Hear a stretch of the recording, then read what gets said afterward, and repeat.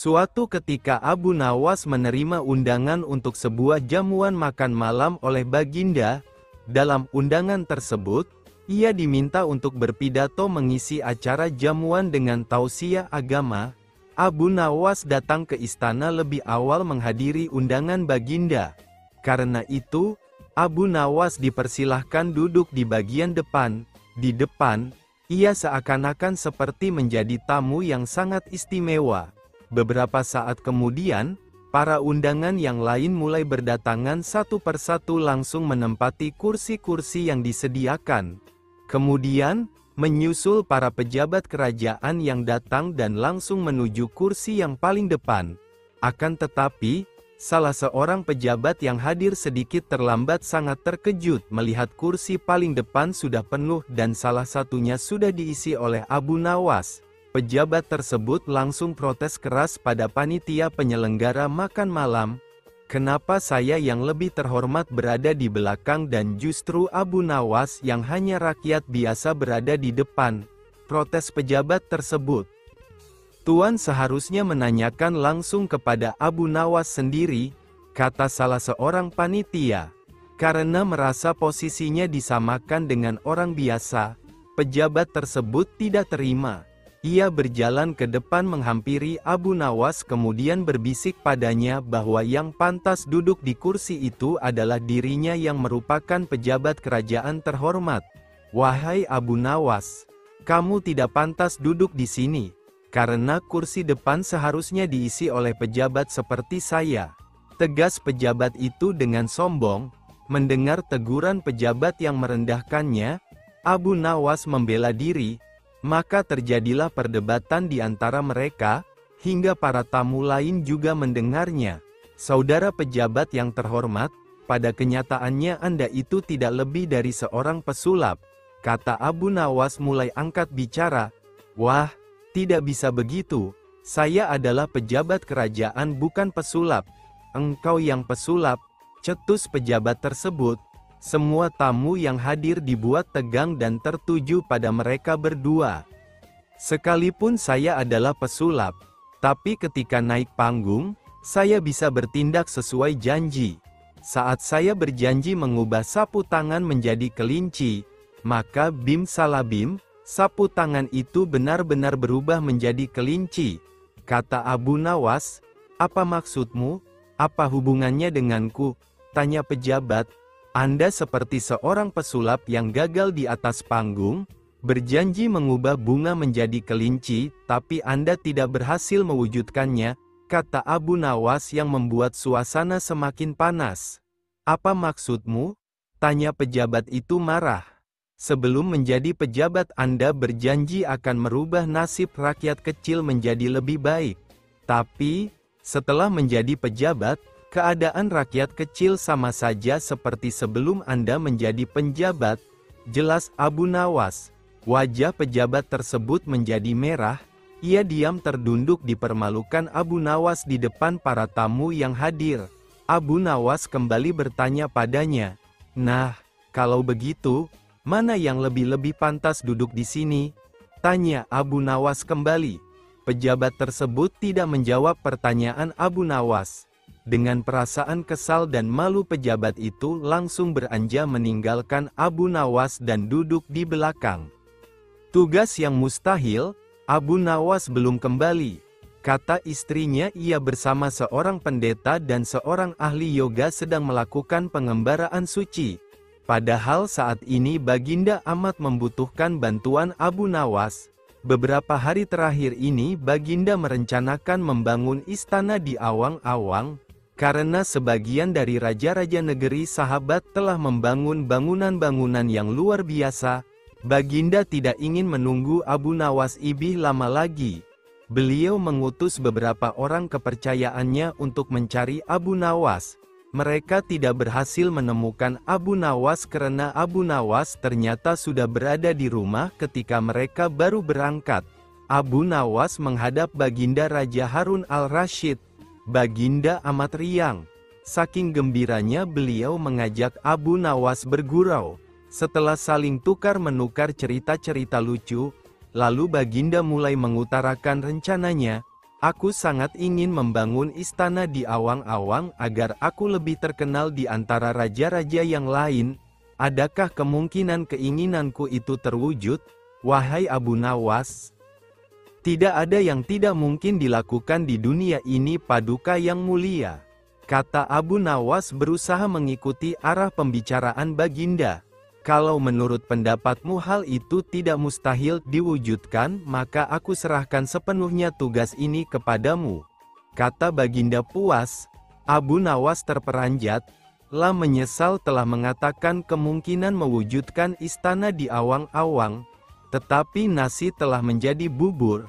Kata-kata yang telah terlanjur didengar oleh Baginda tidak mungkin ditarik kembali. Baginda memberi waktu Abu Nawas beberapa minggu. Rasanya tak ada yang lebih berat bagi Abu Nawas kecuali tugas yang diembannya sekarang. Jangankan membangun istana di langit, membangun sebuah gubuk kecil pun sudah merupakan hal yang mustahil dikerjakan. Hanya Tuhan saja yang mampu melakukannya. Begitu gumam Abu Nawas. Hari-hari berlalu seperti biasa. Tak ada yang dikerjakan Abu Nawas kecuali memikirkan bagaimana membuat Baginda merasa yakin kalau yang dibangun itu benar-benar istana di langit.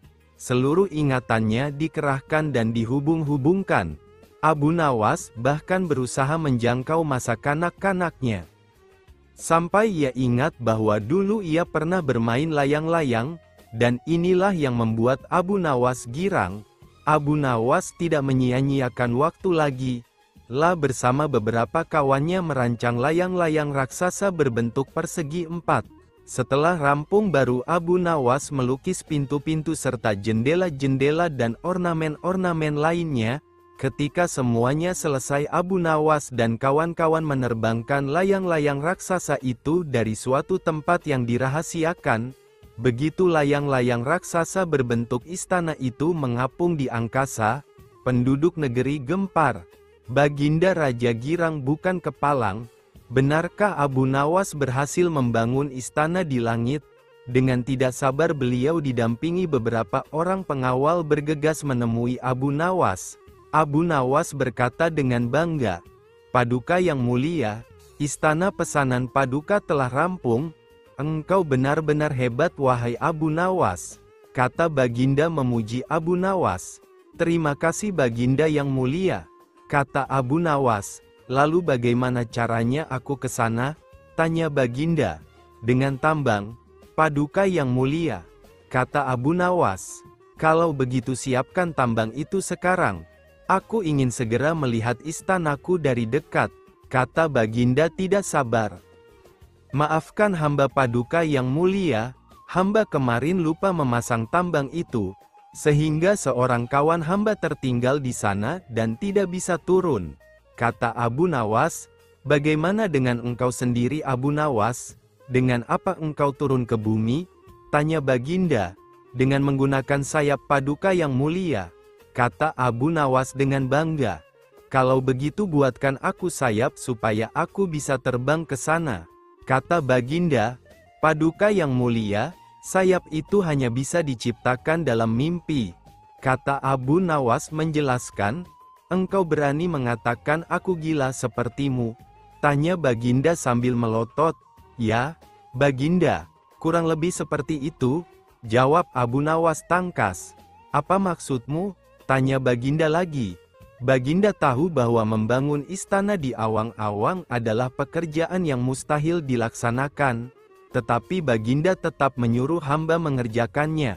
Sedangkan hamba juga tahu bahwa pekerjaan itu mustahil dikerjakan, tetapi hamba tetap menyanggupi titah Baginda yang tidak masuk akal itu, kata Abu Nawas berusaha meyakinkan Baginda. Tanpa menoleh Baginda Raja kembali ke istana diiring para pengawalnya. Abu Nawas berdiri sendirian sambil memandang ke atas melihat istana terapung di awang-awang. Abu Nawas tidak mau hadiah. Suatu ketika Abu Nawas dipanggil oleh Raja Harun ar-Rasyid di istana kerajaan dan terjadilah percakapan di antara keduanya. Rupanya kali ini Abu Nawas sedang memperingatkan rajanya perihal harta dunia yang tidak akan dibawa mati ke kuburan, karena Abu Nawas mengetahui bahwa ia dipanggil karena ingin diikat sebagai saudara raja dengan tali ikatan hadiah. Sesampainya di istana kerajaan, Abu Nawas dengan santainya menegur langsung kepada Raja Harun tanpa basa-basi terlebih dahulu. "Wahai Amirul Mukminin, bagaimana nanti jika Allah menghadapkan Anda di hadapannya, lalu meminta pertanggungjawaban Anda tentang lalat hitam, burung kenari dan kulit ari?" kata Abu Nawas kepada Raja Harun. Begitu mendengar penuturan Abu Nawas yang tiba-tiba itu, menyebabkan Raja Harun ar-Rasyid sedih, sehingga menangis terseduh-seduh. Melihat rajanya bersedih, salah seorang kepala pengawal segera bertindak dengan memarahi Abu Nawas. "Wahai Abu Nawas, engkau diamlah, engkau telah menyakiti hati sang raja," bentak kepala pengawal kerajaan kepada Abu Nawas. "Biarkan dia," kata Raja Harun, "sebenarnya yang merusak dan menyakiti itu Anda," kata Abu Nawas dengan berani. "Begini Abu Nawas, saya ingin mengikat tali persaudaraan denganmu dengan pemberian fasilitas dan hadiah-hadiah," kata Raja Harun ar-Rasyid. "Kembalikan saja semua harta dari tempat semula yang hendak Paduka berikan kepada hamba," jawab Abu Nawas. "Lalu bagaimana dengan kebutuhanmu?" tanya Raja Harun. "Aku ingin Anda tidak melihatku dan aku pun tidak melihat Paduka. Ketahuilah wahai Amirul Mukminin, Aiman bin Nel dari Qudamah bin Abdullah al-Kalabi pernah berkata, aku telah melihat Rasulullah melempar jumrah Aqobah di atas untanya yang kemerah-merahan, tanpa ada pukulan dan tidak pula dengan pengusiran," jawab Abu Nawas. Setelah berkata demikian, Abu Nawas segera meninggalkan istana sambil bernyanyi. Nyanyian Abu Nawas, "Persiapanmu telah memenuhi bumi sepenuhnya, hambamu mendekat dan sekarang apa? Bukankah engkau bakal mati dalam kuburan, pewarismu mengelilingi, hartamu tak dapat." Air susu yang pemalu kecerdasan Abu Nawas benar-benar menghibur Raja Harun ar-Rasyid. Suatu saat sang raja terlihat murka melihat pekerjaan pengawal kerajaan yang selalu tidak beres. Setelah diselidiki, ternyata para pengawal itu suka mabuk-mabukan. "Wahai pengawalku semua, sudah sering aku peringatkan agar engkau jangan mabuk-mabukan," ujar Raja Harun. Para pengawal kerajaan terlihat begitu gemetar. Mereka tak berani menatap mata rajanya. Kepala mereka tertunduk sebagai pengakuan rasa bersalah. "Ceritakan kepadaku, dari mana kalian mendapatkan arak-arak itu?" tanya raja. Untuk beberapa saat, para pengawal tak mau mengaku juga. Namun, ketika Raja Harun membentak, akhirnya mereka mengaku juga. "Abu Nawas yang membawa arak-arak itu ke istana, kami juga diajari mabuk-mabukan olehnya," ujar salah seorang pengawal. "Jika demikian, cepat bawa Abu Nawas ke hadapanku. Kalau tidak, kalian semua harus menerima hukuman dariku," ujar Raja Harun. Keesokan harinya berangkatlah beberapa pengawal kerajaan ke rumah Abu Nawas. Sesampainya di rumah sederhana Abu Nawas, mereka kemudian memberitahukan maksudnya. "Bawalah botol ini ke hadapan raja dan katakan semua ini atas perintahku," ujar salah satu pemimpin pengawal itu. "Tunggu dulu, dengan minuman arak ini, aku pasti akan dihukum oleh raja," kata Abu Nawas. "Benar, tapi jika engkau berhasil lolos dari hukuman raja, aku akan memberimu sejumlah dinar," ucap pengawal itu. "Lalu apa keuntunganmu dengan memberiku sejumlah dinar?" tanya Abu Nawas. "Jika engkau lolos dari hukuman raja, maka kami semua juga akan lolos. Gunakanlah kecerdasanmu untuk mengelabuhi raja," jawab pengawal itu. Akhirnya Abu Nawas bersedia menerima tugas itu. Dengan memegang sebotol arak berwarna merah, ia menemui Raja Harun. "Wahai Abu Nawas, apa yang engkau pegang itu?" tanya Raja Harun. Dengan gugup Abu Nawas menjawab, "Ini susu baginda, rasanya enak sekali," jawab Abu Nawas sekenanya. "Bagaimana mungkin air susu berwarna merah? Biasanya susu kan berwarna putih bersih," kata Raja Harun keheranan sambil mengambil botol yang dipegang Abu Nawas. "Betul baginda, semula air susu ini berwarna putih bersih. Saat melihat baginda yang gagah rupawan, Ia tersipu-sipu malu, dan menjadi merah merona, jawab Abu Nawas yang mencoba mengambil hati Raja Harun. Mendengar jawaban Abu Nawas, Baginda pun tertawa dan meninggalkannya sambil geleng-geleng kepala. Raja Harun sebenarnya tahu bahwa yang di dalam botol itu adalah arak. Namun karena penyampaian Abu Nawas yang membanggakan hati, ia tidak memberikan hukuman kepada Abu Nawas. Baiklah, untuk kalian semua aku maafkan. Akan tetapi jika kalian ulangi lagi, maka hukumannya akan berlipat ganda. Titah sang raja. Akhirnya Raja Harun ar-Rasyid juga memberikan ampunan kepada para pengawal. Abu Nawas juga mendapatkan hadiah sejumlah beberapa dinar dari para pengawal, karena telah berhasil melaksanakan misinya. Nah, demikian sedikit hiburan cerita Abu Nawas. Suatu hari Baginda ingin mengadakan pesta di istananya. Ia berencana mengundang semua pembesar-pembesar negeri dan juga pembesar-pembesar negeri tetangga. Tetapi, pesta yang akan diadakan kali ini sangatlah berbeda, karena Baginda Raja menyelipkan sebuah rencana untuk mengerjai Abu Nawas dan kali ini Baginda sangat yakin jika Abu Nawas akan masuk ke dalam perangkap. Tibalah pada hari yang sudah ditentukan untuk menggelar pesta, seluruh undangan, termasuk Abu Nawas yang turut diundang berhadir di istana. Ketika semua tamu undangan yang hadir sudah berkumpul, Baginda memerintahkan pelayan istana untuk membasuh tangan dan kaki para undangan dengan air mawar nan harum. Satu persatu tamu undangan yang hadir telah selesai dibasuh.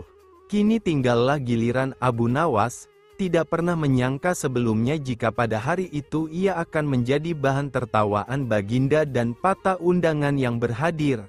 Sepertinya Baginda memang sudah menyusun rencana tersebut dengan sangat matang. Baginda sengaja memerintahkan kepada para pelayan istana agar Abu Nawas mendapat urutan terakhir. Diam-diam Baginda terus memperhatikan Abu Nawas. Pas ketika giliran Abu Nawas dibasuh tangan dan kakinya, pelayan langsung membasuh dengan air kencing unta yang dicampur dengan bunga-bunga yang sudah disiapkan sebelumnya sesuai perintah Baginda. Sontak saja seluruh tamu undangan yang hadir merasa tidak nyaman dengan bau yang ditimbulkan dan sibuk mencari sumber bau tersebut. Akhirnya diketahuilah jika Abu Nawas yang menjadi sumber bau yang sangat tidak mengenakan itu. Ia pun dijauhkan dan ditertawakan oleh semua tamu yang hadir termasuk Baginda Raja sendiri yang senang bukan kepalang karena rencananya berhasil. Setelah menanggung tidak sanggup malu yang amat sangat di hadapan para tamu yang hadir. Tanpa bicara apa-apa Abu Nawas langsung meninggalkan ruangan tamu menemui pelayan yang telah membuat dia malu tadi. Pelayan tersebut meminta maaf dan mengakui jika itu adalah perintah Baginda Raja. Mendengar penuturan pelayan, Abu Nawas sangat terkejut, tidak pernah terpikirkan sebelumnya jika Baginda akan menggunakan. Abu Nawas pun bergegas meninggalkan istana dalam keadaan sangat kesal. Dalam hati ia bergumam, "Baiklah, hari ini Paduka telah memberiku kuah tak sedap, esok hari aku akan membalasnya dengan isinya." Setelah kejadian dipermalukan di istana dengan kencing unta, Abu Nawas menaruh rasa kesal yang bukan main terhadap Baginda Raja, sehingga sejak saat itu ia tidak pernah menginjakkan lagi kakinya di istana. Karena sudah 2 bulan Abu Nawas tidak terlihat di istana, Baginda Raja pun merasa rindu akan tingkah pola dan cerita-cerita lucu dari Abu Nawas. Baginda pun mengutus pengawal untuk menghadirkan Abu Nawas ke istana. Akan tetapi Abu Nawas tidak bersedia memenuhi panggilan Baginda dengan alasan sakit parah dengan harapan Baginda Raja akan menjenguknya. Khawatir dengan kondisi Abu Nawas, Baginda pun menyempatkan diri untuk menengok Abu Nawas dengan diiringi para pengawal dan beberapa pejabat kerajaan. Pucuk dicinta ulam tiba. Begitu mendengar Baginda Raja menuju ke rumahnya, Abu Nawas langsung memasang aksi cerdasnya. Ia langsung meminta istrinya menyiapkan obat ajaib dengas berbentuk bulatan kecil-kecil. Akan tetapi yang di antara bulatan-bulatan obat tersebut sudah diselipkan tinja yang memang sudah dipersiapkan Abu Nawas sebelumnya. Baginda Raja pun segera menuruti perintah Abu Nawas. Begitu mata Raja terpejam, Abu Nawas cepat-cepat memasukkan butiran kotoran tadi ke mulut Baginda Raja. Spontan saja Baginda Raja bangkit membelalakkan matanya. "Hai Abu Nawas, sepertinya engkau memberiku makan tinja ya? Akan kuhukum berat engkau," kata Baginda. Abu Nawas pun segera bersimpuh memberi hormat kepada Baginda. "Ampun Baginda, apakah Baginda masih ingat? 2 bulan yang lalu dalam sebuah pesta di istana Baginda telah lebih dahulu memberi hamba kuahnya, kencing unta. Oleh sebab itu untuk membalas kebaikan Baginda maka sekarang hamba memberi isinya, kotoran unta.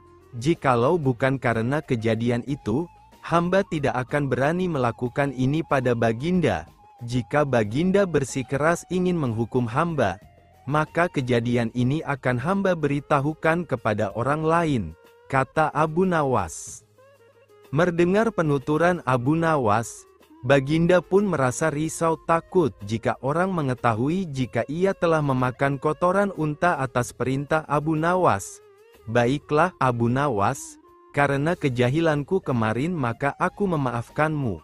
Tapi engkau tidak boleh memberitahukan siapa-siapa tentang kejadian ini," kata Baginda. "Ampun Baginda, jika itu yang Baginda minta seperti itu, lain lagi ceritanya. Hamba minta 100 dinar sebagai biaya jaga rahasia," jawab Abu Nawas. "Dasar kau Abu Nawas," kata Baginda geram.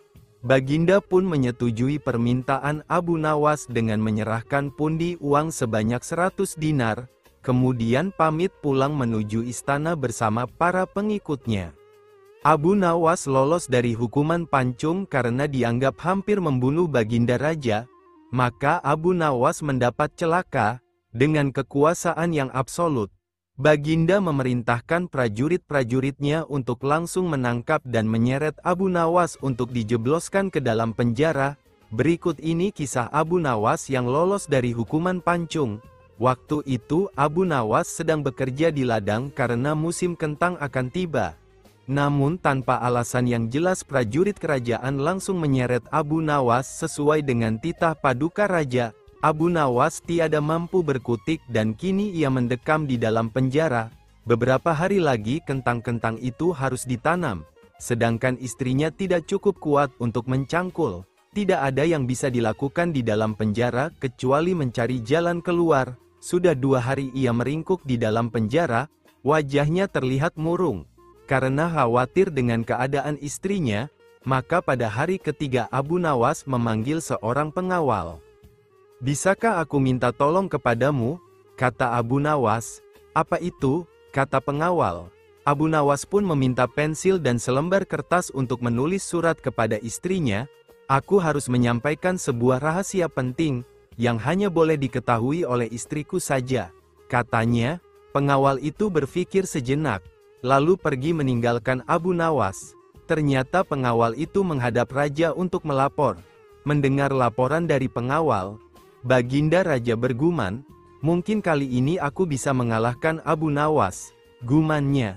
Surat rahasia Abu Nawas. Abu Nawas menulis surat yang berbunyi, "Wahai istriku, jangan engkau sekali-kali menggali ladang kita, karena aku menyembunyikan harta karun dan senjata di situ. Dan tolonglah jangan bercerita kepada siapapun." Tentu saja surat itu dibaca oleh Baginda Raja, karena beliau ingin tahu apa sebenarnya rahasia Abu Nawas. Setelah membaca surat itu, Baginda Raja merasa puas dan memerintahkan beberapa pekerja istana untuk menggali ladang Abu Nawas. Istri Abu Nawas yang berada di rumah menjadi heran. 5 hari kemudian Abu Nawas menerima surat dari istrinya. Dalam surat tersebut istrinya mengatakan bahwa ladang mereka telah digali oleh pekerja istana dan istrinya bingung harus melakukan apa. Rupanya istri Abu Nawas belum mengerti muslihat suaminya. "Sekarang engkau bisa menanam kentang di ladang tanpa harus menggali, wahai istriku," Kali ini Baginda tidak bersedia membaca surat Abu Nawas lagi karena Baginda Raja makin mengakui keluar biasaan akal Abu Nawas. Baginda semakin merasa tertantang untuk mengalahkan Abu Nawas. La pun berpikir sejenak, kemudian beliau segera memerintahkan penjaga penjara untuk membebaskan Abu Nawas. Baginda Raja tidak ingin ada resiko yang lebih buruk. Abu Nawas memang girang bukan kepalang. Tetapi ia juga merasa gundah gulana karena Abu Nawas yakin bahwa saat ini Baginda telah merencanakan sesuatu dan Abu Nawas pun segera mencari akal untuk mengantisipasi rencana Baginda. Ahli ramal pada hari itu juga Abu Nawas mengumumkan dirinya sebagai ahli nujum atau tukang ramal nasib. Sejak membuka praktik meramal, Abu Nawas sering mendapat panggilan dari orang-orang terkenal. Mendengar Abu Nawas mendadak menjadi ahli ramal, maka Baginda tanpa pikir panjang memerintahkan prajurit untuk menangkapnya. Karena dianggap membahayakan, Abu Nawas lalu digiring menuju tempat kematian. Tukang penggal kepala pun sudah menunggu dengan pedang yang baru diasah. Ketika Algojo sudah siap mengayunkan pedang, tiba-tiba Abu Nawas tertawa, sehingga membuat Baginda menangguhkan pemancingan. "Hai Abu Nawas, apakah engkau tidak merasa ngeri menghadapi pedang Algojo?" tanya Raja. "Ngeri tuanku yang mulia. Tetapi hamba juga merasa gembira," jawab Abu Nawas. "Mengapa engkau merasa gembira?" tanya Baginda kaget. "Betul Baginda yang mulia. Karena tepat 3 hari setelah kematian hamba maka Baginda akan mangkat menyusul hamba ke liang lahat. Karena hamba tidak bersalah sedikit pun," jawab Abu Nawas. Baginda Raja bergetar mendengar kata Abu Nawas dan tentu saja hukuman pancung dibatalkan. Itulah kisah Abu Nawas yang setiap ucapannya mengandung hikmah doa hingga sang Raja ngeri juga mendengar penuturannya. Taruhan yang berbahaya. Pada suatu sore ketika Abu Nawas ke warung teh, kawan-kawan sudah berada di situ. Mereka memang sengaja sedang menunggu Abu Nawas. Nah, ini Abu Nawas datang. Kata salah seorang dari mereka. "Ada apa?" kata Abu Nawas sambil memesan secangkir teh hangat. "Kami tahu engkau selalu bisa melepaskan diri dari perangkap-perangkap yang dirancang Baginda Raja Harun al-Rasyid. Tetapi kami yakin kali ini engkau pasti dihukum Baginda Raja bila engkau berani melakukannya." Kawan-kawan Abu Nawas membuka percakapan. "Apa yang harus kutakutkan? Tidak ada sesuatu apapun yang perlu ditakuti kecuali kepada Allah SWT," kata Abu Nawas menentang. "Selama ini belum pernah ada seorang pun di negeri ini yang berani memantati Baginda Raja Harun al-Rasyid. Bukankah begitu hai Abu Nawas?" tanya kawan Abu Nawas. "Tentu saja tidak ada yang berani melakukan hal itu karena itu adalah pelecehan yang amat berat, hukumannya pasti dipancung," kata Abu Nawas memberitahu. "Itulah yang ingin kami ketahui darimu. Beranikah engkau melakukannya? Sudah kukatakan bahwa aku hanya takut kepada Allah SWT saja. Sekarang apa taruhannya bila aku bersedia melakukannya?" Abu Nawas ganti bertanya. 100 keping uang emas. "Di samping itu Baginda harus tertawa tatkala engkau pantati," kata mereka. Abu Nawas pulang setelah menyanggupi tawaran yang amat berbahaya itu. Kawan-kawan Abu Nawas tidak yakin Abu Nawas sanggup membuat Baginda Raja tertawa, apalagi ketika dipantati. Kayaknya kali ini Abu Nawas harus berhadapan dengan Algojo pemenggal kepala. Minggu depan Baginda Raja Harun al-Rasyid akan mengadakan jamuan kenegaraan. Para menteri, pegawai istana dan orang-orang dekat Baginda diundang, termasuk Abu Nawas.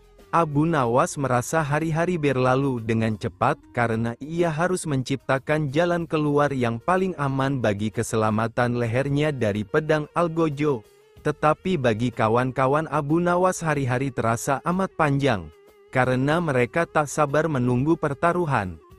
Yang amat mendebarkan itu, persiapan-persiapan di halaman istana sudah dimulai. Baginda Raja menginginkan perjamuan nanti meriah, karena Baginda juga mengundang raja-raja dari negeri sahabat. Ketika hari yang dijanjikan tiba, semua tamu sudah datang kecuali Abu Nawas. Kawan-kawan Abu Nawas yang menyaksikan dari jauh merasa kecewa karena Abu Nawas tidak hadir. Namun ternyata mereka keliru. Abu Nawas bukannya tidak datang tetapi terlambat sehingga Abu Nawas duduk di tempat yang paling belakang. Ceramah-ceramah yang mengesankan mulai disampaikan oleh para ahli pidato. Dan tibalah giliran Baginda Raja Harun al-Rasyid menyampaikan pidatonya. Seusai menyampaikan pidato, Baginda melihat Abu Nawas duduk sendirian di tempat yang tidak ada karpetnya.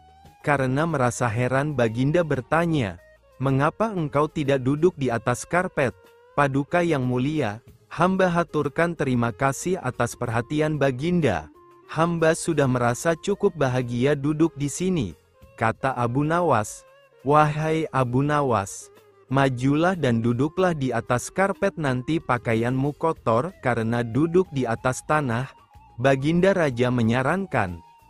"Ampun tuanku yang mulia, sebenarnya hamba ini sudah duduk di atas karpet." Baginda bingung mendengar pengakuan Abu Nawas. Karena Baginda melihat sendiri Abu Nawas duduk di atas lantai. "Karpet yang mana yang engkau maksudkan wahai Abu Nawas?" tanya Baginda masih bingung. "Karpet hamba sendiri tuanku yang mulia. Sekarang hamba selalu membawa karpet kemanapun hamba pergi," kata Abu Nawas seolah-olah menyimpan misteri. "Tetapi sejak tadi aku belum melihat karpet yang engkau bawa," kata Baginda Raja bertambah bingung. "Baiklah Baginda yang mulia, kalau memang ingin tahu maka dengan senang hati hamba akan menunjukkan kepada Paduka yang mulia," kata Abu Nawas sambil beringsut-ringsut ke depan. Setelah cukup dekat dengan Baginda, Abu Nawas berdiri kemudian menungging menunjukkan potongan karpet yang ditempelkan di bagian pantatnya. Abu Nawas kini seolah-olah memantati Baginda Raja Harun al-Rasyid. Melihat ada sepotong karpet menempel di pantat Abu Nawas, Baginda Raja tak bisa membendung tawa sehingga beliau terpingkal-pingkal diikuti oleh para undangan. Menyaksikan kejadian yang menggelikan itu, kawan-kawan Abu Nawas merasa kagum.